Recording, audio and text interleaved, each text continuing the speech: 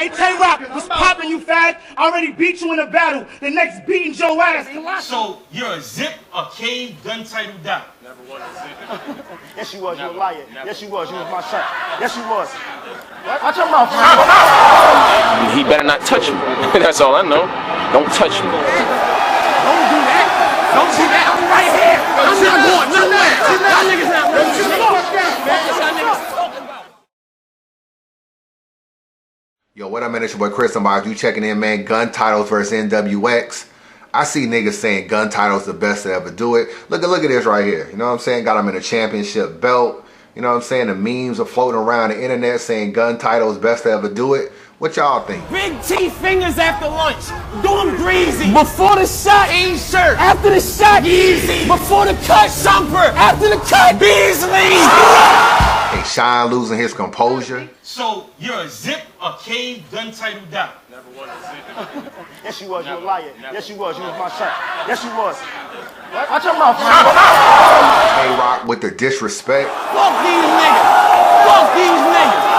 Fuck these niggas. Fuck these niggas. Sue Surf ready to knock a nigga out. Knock you out. On neighborhood crib, you touch him, I'm knocking you out. There's a lot to talk about with this battle, man. Guntitles versus NWX. I'm glad URL dropped both rounds. When I talked to Twiz like a week ago, he said only one round was dropping. I was like, damn, I wonder how that shit is gonna turn out. I'm glad they put both rounds in, man. I'm starting to see now they were just setting up for what is gonna be a rematch May 21st, man, at pretty much Unfinished Business 2. We'll get into that card in a little bit. This ain't no blog to discuss who won the battle or no shit like that. Don't get it fucked up. Guntitles definitely won the battle, won every round. They had more aggression, more energy, better performance, considering that these two niggas live in two different cities. To have the performance that they had, the electricity, the energy. I mean, they was saying some dope shit, man. I can't even front, man. They definitely was saying some dope shit. Were they gassed? I see niggas saying that they were gassed. Were they gassed? Man, hell yeah, they were gassed. I mean, don't get it fucked up. It wasn't really like super terrible or no shit like that, but them niggas was gassed, dog. We ain't gonna sugarcoat this Unbias review. We ain't sugarcoat nothing. I mean, I'm starting to see an epidemic going on in battle rap with these crowds, man. It is even being swayed the other way. First, it was booing. Oh man, these niggas booing too much. That was an epidemic. Now these niggas are gassing too much. Now this shit is becoming an epidemic. It don't matter if it's the big room, it could be the small room. We wasn't even getting this shit back in the day. Go watch any old battle. Aver versus Miles. You go watch that battle. Verse spitting some hot shit. You heard some grunts. You heard some some ahs, some cheers. I done proved this year I can make any and every crowd wild. No more 40-yard dash-ass battles. It's time to run miles. We a Tyler Perry movie. I'm a Wes Craven story. Your bar's boring. My shit bone-breaking, gory. Off this battle shit alone, they compare me to the great Shorty. The difference between me and Jay-Z, he ashamed of his age. But A-Verb be embracing that 40. I hit his hood howling boy. Nothing too crazy. Niggas was able to get back into their bars. They didn't have to bring all the bars back. I don't really know why niggas is doing that shit now. Now it seems like whether it's a big room or small room, niggas gotta bring every bar back. It's taking 30 to 40 seconds to get the crowd to calm down. You know what I'm saying? I can barely sit through a We Go Hard battle. And I fuck with a lot of niggas from We Go Hard. Chess is cool. Jerry West is cool. Steams is cool. Presidential Dubs is cool. It's a lot of these niggas over there cool, dog. But I cannot barely, like, if some niggas send me a We Go Hard battle, and in the first round them niggas ain't cooking, it's gonna be hard for me to get through your second and third round because the gassing is just too much, man. Everybody is trying to be a Gwitty in battle rap, and this shit is just becoming just too much, man. Until T-Top with a pool rich Papa Bear. I'm cleaning up.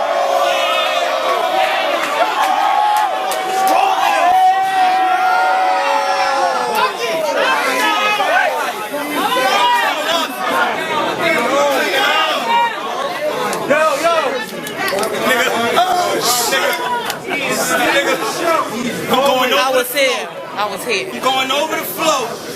Hold it down. I'm going over the flow like I missed the spot. Look, listen, watch. I got an itch to put dots on dot. That's chicken pox. All eyes on me. Chill. I said all eyes on me. Which route did I take for the chicken pox? I let it spit. The nemesis. I ain't missing dot. Cause, you know, nemesis. Every time I watch a battle now, is that boy good? Is damn it Scotty? It's what else? Like this all I hear in battle rap now in these small rooms, and the shit is just becoming too much of an epidemic. So now I'm watching Guntitles, and I think Surf said some shit about I call my shooter Paul Walker. That means crash whips. That was a nice line. Paul Walker crash whips. You know what I'm saying? He had a car crash. He passed away. If you watch that bar, it literally took 45 seconds before they got back to that bar again. You know what I'm saying? First it was a crowd reaction, then they had to bring it back, and then they got back to it. That shit was 45 seconds long. I just timed it just to see. You know what I'm saying? I timed it just to see 45 seconds. That's almost a minute, dog. When you know niggas be booking you for 3 and 4 minute rounds, it's almost a minute for you to get back to that point. And that's why these battles are 50 and 55 minutes long. It shit don't even make no sense, dog. It really don't make no sense. The crowd isn't even able to calm down within enough time so niggas can get back into their bars. And I don't know if niggas are repeating their bars because they don't know where they stopped at. So everybody, you know, ever since this QP shit, everything is like bring it back now. Ever since Clean Paper started doing that shit, you know, back in the day, now everybody want to kind of bring it back, do their little shit like this, you know, rewind and shit. And now it's like, it's just making the battles mad long. When you got to the end of Tay Roc and Sue Surf first round, the shit was like at the 14-minute mark.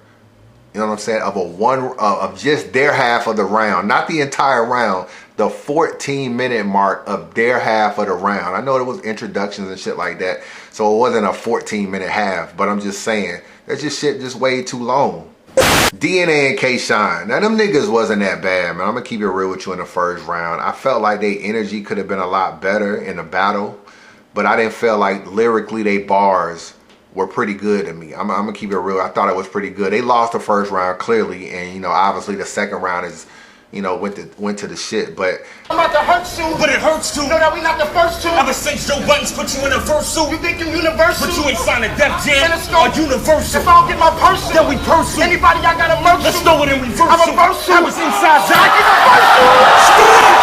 yo, on some real shit, man, DNA and Shine almost looked a little intimidated, man. You know what I'm saying? Like, I don't even want to say intimidated, like they were scared of these niggas because they already battled in one-on-one. You know what I'm saying? But they almost looked, they didn't have no confidence. That's what it seemed to me. I don't even like the way they ended the slogan. Everything, it just seemed like they just knew they face had a lot of defeat on it, man. And I just think even going into the first, even before they spit their first bar, they already knew they had an uphill battle. I think DNA and Shine, I think they need to chill on the 2-on-2. This shit is really getting played, man, and it's just oversaturating their one-on-one material because Shine isn't even winning one-on-one battles right now. You know what I'm saying? So it's like the 2-on-2 shit is kind of overshadowing the one-on-one battles, which should be the most important thing.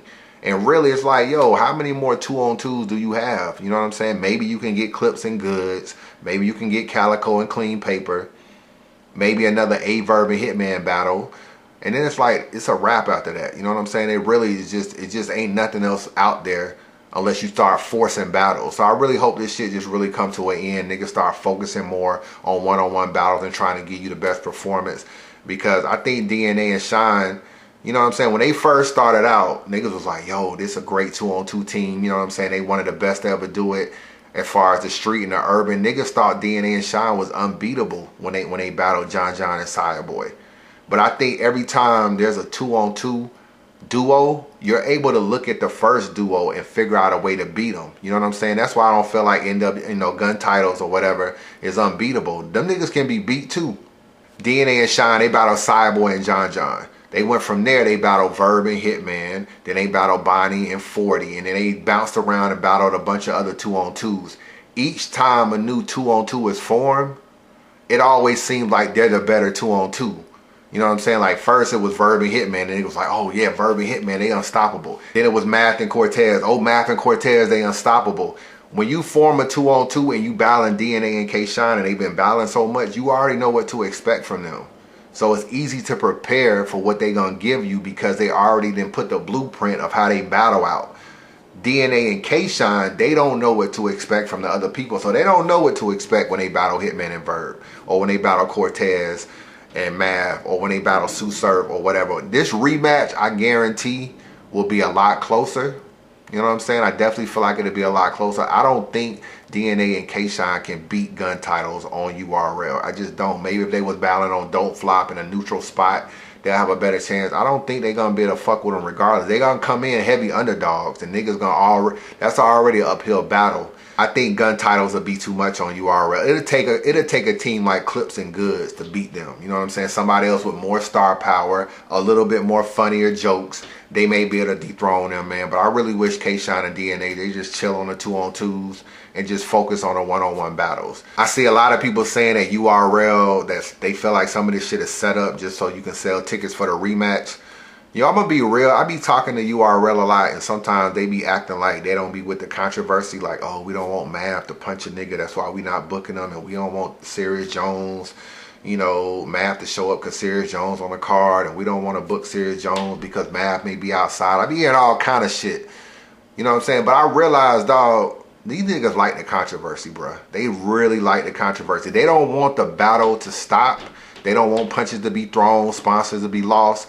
But they cool with you coming all the way to the line as long as you don't cross it. Because at the end of the day, it's ticket sales. I would have never thought URL would put out the pushing, the shoving, Beasley breaking through the crowd. They put all that shit out, Dan. I know it was a little bit of editing or whatever, but they put the majority of that shit out just to let you see what happened, because they know on the rematch, niggas gonna line up outside the door and pretty much buy the tickets. Obviously, controversy sells, and I think URL like this shit a little bit. You know what I'm saying? They like this shit because it's just a way for them to flip it into another battle. They like that Chess and Kshine almost choking, because somewhere down the road, they'll say, you know what, we should book Chess and Kshine. And they'll just capitalize on the negativity. So as long as you go to the line but don't cross it, I think URL is cool with it no matter what they say at the end of the day. Now this is really what I want to get into. Who the fuck fault was it? You know what I'm saying? Whose fault do y'all feel like it was? Obviously in the second round, you had, I think Roc said something about suck my dick or some shit. Some niggas feel like it's fighting words just to invite a nigga to your dick or whatever. But I feel like in a battle, man, you should be able to say pretty much whatever for the most part. You know, I know some niggas don't like you speaking on their daughter and speaking on this person or that person, but we've heard way worse in an Arsenal battle than suck my dick from Tay Roc. So I don't really feel like that was like super crazy or whatever. But, you know, obviously, you know, Kshine said that Roc was in zip him up game. Roc said he wasn't. Kshine got offended, went for this nigga neck. You know what I'm saying? Gotta be. So you're a zip or cave gun title down. Never was a zip. Yes, you was. You a liar. Never. Yes, you was. You was my son. Yes, you was. Watch your mouth, man. Question is, was Roc really with zip him up? A lot of people don't know Tay Roc was zip him up first. He was zip him up first. Right. And whoever was now I'm really lost. So Yeah. why did Roc and Kshine never fucked with him? Because Kshine invited him into something and never stood behind him, never called him to make sure his rhymes was right. He never went to none of the battles and said, I'm gonna hold him down here. So at the end of the day, that zip, it was, if you go look at the old tweets and look at him, he always said, zip him up, cave gang. He wasn't even screaming die mob. But then he started feeling some kind of way, and it's just like, yo, we pride ourselves on loyalty, you know what I'm saying? So it was like, yo, we can't make this look crazy, so let's grab Tay Roc so it don't look like there's a problem between him and Kshine. I'm not saying this shit is worth fighting for or putting your hands on, but I'm saying even Rex is saying that Roc was with Zip 'em Up at one time. So either you was with Zip 'em Up or you wasn't. So I could see, you know, Kshine being a little disrespected or feeling like Roc, you know, trying to play him or whatever. I don't know, man. Maybe I gotta go back to them old Tay Roc tweets and see if he ever was really claiming Zip 'em Up. I don't know. Maybe I can find some old Twitter tweets or whatever. But according to Rex, that's how it was. I don't really know. So the second round, in my opinion, is on Kshine. He got to keep his composure, and he can't put his hands on nobody and expect the battle to continue. You know, it is what it is. Roc already said in interviews, yo, do not touch me or it's going to go somewhere else. So you already know where it's going to go the minute you put your hands up to a nigga neck. That shit ain't going to happen. Or whatever he did, because niggas was saying he was doing some shit like this up to Roc. The camera ain't going to really didn't show it that well, but you can't do no shit like that and think the battle going to be straight. Round one, though. Whose fault was it for round one? Cause you had the whole what bar did you have in the first round? I think you had something about I put this pig in a blanket. Then you had Roc all up in Shine's face saying on everything after the pig in a blanket bar. Then you had Shine saying you soft. If you really look at what he's saying and can kind of read his lips, he's saying you soft. I really think URL could have kind of like intervened in between them. I saw Smack kind of pull Roc back or whatever. I think it would have just stopped right there and niggas could have got into their bar. To me, it seemed like it escalated when Surf came out of the blue and was like, yo, on Great Street Crip, you touch him, I'ma knock you out. And I think that is what kind of took it to the next level. I think Shine is looking at it like, yo, my nigga, this ain't even between you or whatever. This between me and Roc, and here you gonna jumping in talking about you gonna knock me out. And that seemed to cause the first altercation. I wasn't in the building. Y'all niggas tell me if I'm wrong. This is just me watching on YouTube. That's what it seemed like from watching on YouTube. What was y'all interpretation of the first round and who was actually in wrong for the whole altercation? Roll him over on his back. Fuck, that nigga done fainted. Boy, you look like a cop. Put this pig in a blanket. Hang his daughter over the balcony. Everything. Yeah! And I'm gonna knock you out. On neighborhood crib. You touch him, and I'm knocking you out. On neighborhood. You touch him, I'm knocking you out. Don't do that. I'm right here. I'm not going nowhere. Y'all niggas not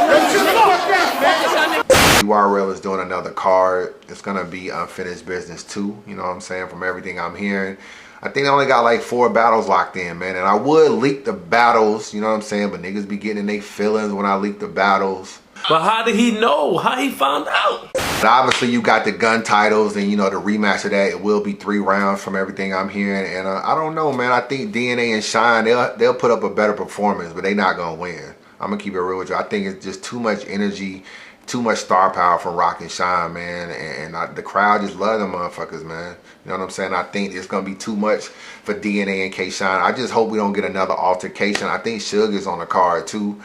A couple Tone Montana I think is making a return on this card also. It ain't no super big card, so don't be expecting no Lux and Mook and no shit like that. But it's just a little warm up. You're gonna get that, then you're gonna get Born Legacy 3, then you're gonna get Summer Madness 6, and then you're gonna get Gnome 6. From everything I'm hearing, that's the order of the next cards or whatever. And Born Legacy 3 might even be a 2-day event. So, I mean, they really trying to do some big things, man, down here at URL in terms of just putting out consistent battles, going from the big stage to the small room. So, if you trying to make a URL event, this might be the year to step out and make an event, man, because there's going to be some names coming back to URL that you didn't expect this year. So just be on the lookout for that. Unbiased Review, holla at your boy.